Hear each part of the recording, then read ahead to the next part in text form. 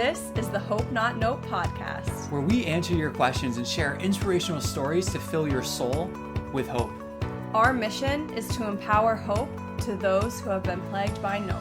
I'm Dr. Dylan Caswell. And I'm Brandy. And we're here to bring you out of the nope and into hope. Welcome to the Hope Not Note podcast. Thank you so much for tuning in. We're so thankful to be here and that you are here with us. Dylan, we have a question for you.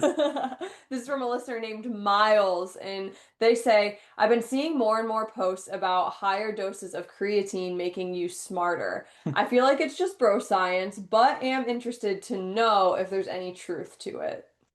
Yeah, I love the bro science topics. Bro science! So when we're on the military base, it's common conversation. Yeah. Like, hey, I saw this post. What are your thoughts on this? Mm-hmm. And this one is intriguing because a lot of people are posting about higher doses of creatine, 20 grams or so, makes you smarter. And a lot of bro science followers want to be smarter because they've probably been called out on some of their decision making. And they're going, does this actually make me smarter? Is taking creatine monohydrate. If you don't know what creatine is, it's a supplement. There's a lot of science backing this supplement. It's one of the few that has a lot of research on it that has shown a lot of benefits in different areas and has the most empirical evidence showing its benefits of it is creatine monohydrate. 20 grams is a high dose. That's typically what people would be taking in like a loading phase of it. Typically, they would recommend like you do a 2 to 4 week loading phase and then you back off and you go to a much lower dose, like 3 to 5 grams or even less, where research is now looking at staying at a high dose in 20 grams. And this headline has come out of 20 grams of creatine makes you smarter. So just a quick crash course on creatine monohydrate. But this question of does it make you smarter? Well, what do we mean by smarter? Like, how do you study if someone has become smarter? Is it an IQ test? Is it problem solving? Is it memory? Is it visual spatial task? Is it a Stroop test? Like, how are we defining smartness? Like, what does that look like? So when we look at this claim and we start looking at the research and asking more questions, we start to see that in some studies it has shown that high doses of creatine, the 20 grams, has helped individuals with recall, with short-term memory, on some visual spatial task, on some level of executive function. But again, like, how are we defining smartness and what do you like?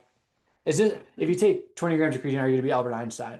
No, probably not, right? But can it help with recall, short-term memory, and this stuff? Sure. So you're saying that as someone who struggles with retention, creatine might actually help me? Maybe. Okay. But let's get to the next part of the discussion of what population is this being studied in, right? Alzheimer's, Parkinson's, dementia, conditions in which creatine deficiency is happening in the brain, right? And there's questions now of like, well, does the creatine actually even pass the blood-brain barrier? Does it even get into these areas? And I will say this research in dementia, Alzheimer's, Parkinson's has shown improvements of recall, of short-term memory, of different types of tasks. So there is speculation that the creatine might be passing the blood-brain barrier. But again, this isn't a creatine deficient population.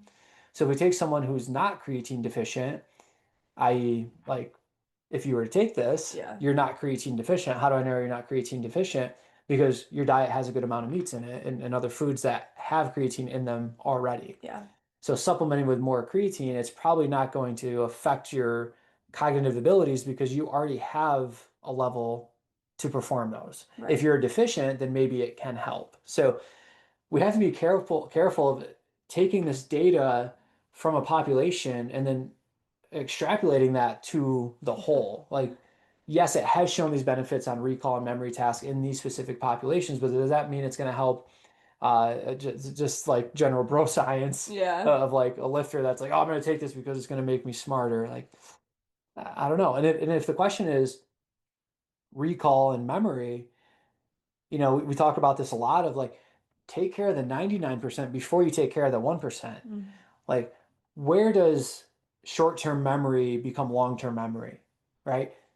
Quality sleep. Like during deep sleep, REM sleep, and then into deep sleep, those short-term files that you learn through the day are transferred to Mhm. long-term memory. So, like, if we're defining smartness by recall and memory, the best thing that you can do is get quality sleep.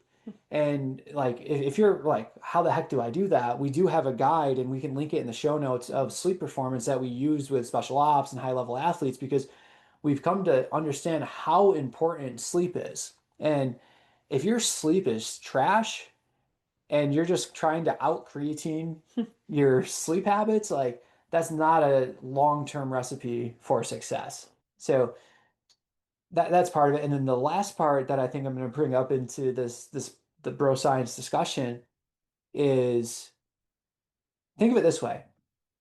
If you took whey protein, like just we're scooping protein, Dry scooping? if dry scooping, mixing it in milk, water, doesn't matter. If you're taking protein, like protein, whey protein, or casein protein, doesn't matter. If you're taking protein just as a whole, by taking the protein, do you become stronger? No. No. But if you were deficient and not getting enough protein, and then you took the supplement and it got you back to the level that you should be at anyway, would that make you stronger? Hmm. Yes. Right? So same thing with creatine. If you're already at a level that you're getting it from food sources and you take more, you're probably not going to get that extra benefit out of it. If you're deficient and you take it, it might actually have an effect because you were deficient to begin with. But let's take the person that's like, they're not deficient and they're taking the extra supplement for it. Is the powder itself going to translate to you being stronger? No, you have to be working out. Hmm. Like you have to be doing the tasks that are actually going to create the physical changes of it. You have to have the fuel available for those changes to to adapt to that stressor, but you need the stressor in order for adaptation to occur. So if you're just taking the powder, but you're not stressing your body with movement, you're not going to get stronger. Hmm.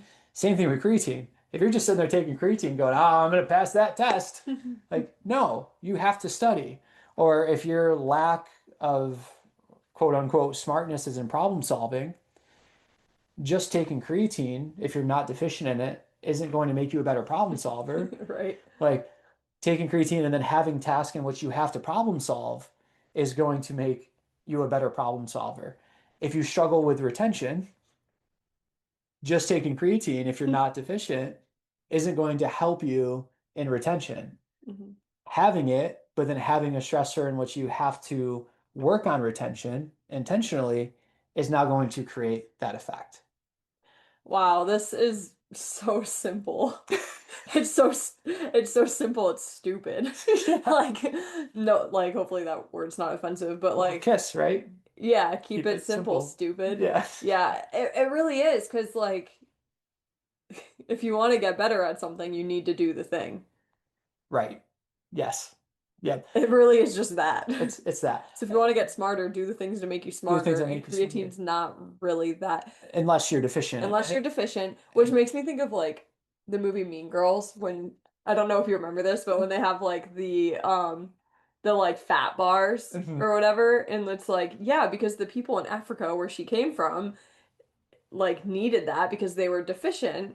But like this girl doesn't, and I know she lied about it and all the things, but like it just reminds me of that, like the difference between like a wealthy, like high privileged person eating this protein bar versus someone or whatever the bar was versus someone in like a third world country. Like Right. that is very different and clearly it's like the same with creatine too. Yes. Yeah, the Mean Girl reference. There we Yeah. go. On Wednesdays we wear pink. Yes, but I will say this that like the research is exciting and we Mm. should be excited about it. Like all the people that have are suffering with dementia, Alzheimer's, Parkinson's, and they're being this potential to like supplement that can help. It's not a medication, it's not a surgery. Their quality of life can be improving by having better recall, having better memory, better visual spatial tasks. Like I don't want to lose that point in the conversation of Yeah. like this is exciting, But to take these results and say that a 20-year-old lifter is going to become smarter because they're taking 20 grams of creatine, like, no, we're extrapolating those results to a population that this hasn't specifically been studied in Yeah. at this point. And I'll say at this point because maybe it is to that, but it's more being looked at as creatine as this almost I don't want to say like medical treatment, but like an alternative medical or supplemental treatment to Hmm. like using carbidopa, levodopa, or these other things that these neurodegenerative conditions like medications need beyond that. It's a supplement that can help a person have a Hmm. better quality of life into this. And to me, that's really exciting. Yeah. Like that's really cool, and I don't want that to get lost No, in the it is so conversation. exciting. But I do think Miles is probably more in the bro science world, and he's the Yeah, bro at the gym versus someone who is struggling with one of these things. right. So, Yes. Yeah. But it's a good question, and I enjoy these conversations because it's like it's really a question of like I'm interested in this because I want to get better. And hmm is this a way for me to get better? Well, one, like again, what do you define as smartness and where are you struggling in that definition of smartness? hmm And then two, are you having the stressors that allow you to grow in that domain of whatever that smartness is for you as an individual? hmm It just like fills your cup when you get to like talk about things that are or answer questions that are related to how can I become a better person? Yeah, and I'm a research nerd. Like Yeah. I see the same headlines that Miles is seeing, but the difference is I look at the headline and go, "Wow, you created a very catchy headline. Let me actually look at the data Yeah. and see." And like not every like pe other people don't enjoy that, and hmm that's great because I love doing that, and that's Yeah. why we have this podcast is Nerd. because I'm digging Nerd. through and seeing like what's the population that this has been researched in. Did they use a true placebo, or is it double blinded? hmm What was the power of this study? Has it been reproduced? Are the authors in different universities or are they all in cahoots with each other? Are they using the same methodology? Like I enjoy looking at that stuff and then Yeah. sharing this stuff and having these conversations because it's fun to me because it is like it's part of hope is a framework. And to have a framework, we need it to be a actual framework. And if it's not, then it's false hope. hmm So like a false hope framework would say, hey, Miles, let's say you're 30 years old in the gym getting after it. And I said, Miles, you want to get smarter? Don't worry about reading. Don't worry about problem solving. Don't worry about learning. Just start taking a lot more creatine. You'll be good. You'll be Uh, good. 5 years later, it's like, yeah, I don't think I've gotten any Right. smarter. Well, the sad thing is too, is like I do think that some people would think that they got smarter Mm, because they would subscribe to the this is making me smarter, yeah, but it really isn't, at least as of now. Maybe the research will change, but right. hope stories? Yeah, yep. Okay. Yeah, no, great way to bring that around. And Miles, hopefully, that gives you the answer of you don't need to have 20 grams of creatine per day. Like, just keep the dose that's working for you. If you know family members that might have some of those neurodegenerative conditions we've talked about, that's good stuff that you could share Mm-hmm. with them. But my hope story, it's kind of it's funny because there's like ups and downs into it, but I promise it ends happy. Oh, geez. And it's only like I may only laugh in it because I already know the ending. So hopefully you don't um, judge me. And if you do, oh well. So I'm driving and I'm kind of behind a garbage truck and it's through a village and like it can just get backed up. And Mhm. it was backed up and I'm like, oh man, like I'm probably gonna be right on time to the obligation that I need to get to. Kind of getting a little worried with it, but I was like, whatever. And this incredible moment happened where there's the garbage truck, there's a garbage truck driver, and then there's the person on the side that's helping to get it onto the lift because they have the lift now that brings it up and throws it in. Pretty cool. But this guy gets off the truck and he sees a mom and her son walking, and the son, I would guess like 4 to 6 years old, somewhere in that range. But he's just fascinated by the garbage truck. Mm. Like he's walking head turned, just like looking at the garbage truck.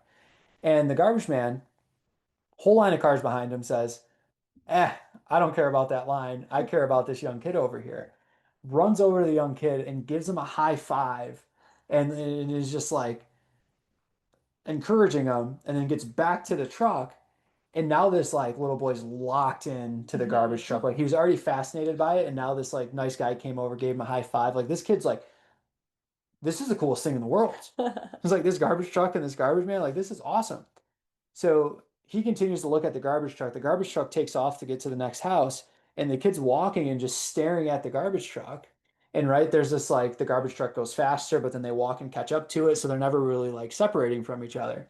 Except for the kid and the mom started to get ahead because there was a couple stops, and the kid's still looking back at the garbage truck, and the garbage man waves to him again, just saying like, "Hi, buddy, like I still see you." And the kid just falls right on his face, like foot gets caught in the sidewalk, and he just face plants like down into the sidewalk. And this the mom just had a look on her face of like, it's been such a smooth walk, like this is great. Oh crap, there it goes, because the kid's wailing, like he's crying, scraped up on the pavement, and just like probably like he was watching the garbage truck and then he fell. Like the garbage truck was his hero and he just fell in front of his hero now. So I was like kind of embarrassed and crying and all this. And I'm like starting to feel bad for the little guy. And the garbage truck pulls up. The guy runs off the truck again, bypasses the trash can, goes to the kid to make sure that he's okay, ensures him that he's strong. And the kid smiles back to walking, saves the day. So he became the hero again. Became his hero again. Wow. And I'm like, man, how cool is that? That it's just an example of this guy being hope to other people, keeping perspective. Like a lot of people would be like, oh man, I don't like garbage truck. Like that doesn't seem like a good job. But this guy's like, this is awesome. Like little kids are looking at this. Like I get to be a positive role model for this kid in this area. And like, I know all you cars are backed up and probably getting cranky, but you're not more important than this kid right here that could use a little pick me up, and just like intentionally just serve this kid because he loves what he does, and that like he has hope. So it was like, I went from like, oh man, I'm late to like, this is awesome. Like, I don't want to pass the garbage truck. I want to follow him around and see if this happens all day long. Cause this was cool. That's awesome. I don't know if I can pass that up. Like that story is awesome. It makes me remember like there's a couple little like my friends' kids that they just had a phase where they were obsessed with garbage trucks and wanted to be like a garbage man. And it makes me just ask the question, why do little boys love like big vehicles? Like they love like trucks and tractors and garbage trucks and fire trucks and all those things. And I just like I just keep thinking of all my friends that have little boys that have like been into that realm of things. So right, yeah, monster trucks. It's yeah, like the coolest thing. Right. I don't know either. Well, that's cool. I think we should end on that because like bro science, bro monster truck, it's just garbage truck, like yeah. Oh, thank you for your question, and thank you everyone for listening. Again, we'll put the sleep guide in the show notes for if you're curious of how do I improve my performance at sleeping to improve my recall, short-term memory task with the 99%, and then you can start looking at other things. That'll be in the show notes, and that is again for free. It's just a guide to help you with that and just tips and different things strategy you can use. Thank you for listening and have a great week. And remember, every day is not just a day to be hopeful, it's an opportunity to become hope. The Hope Not Know podcast is meant for educational, informational, and personal development purposes only and does not constitute any health or medical advice. If you're looking for specific advice, connect with us to work with a Hope coach. The Hope Not Know podcast shall not be liable or responsible for any loss or damage allegedly arising from any information or suggestions in this podcast.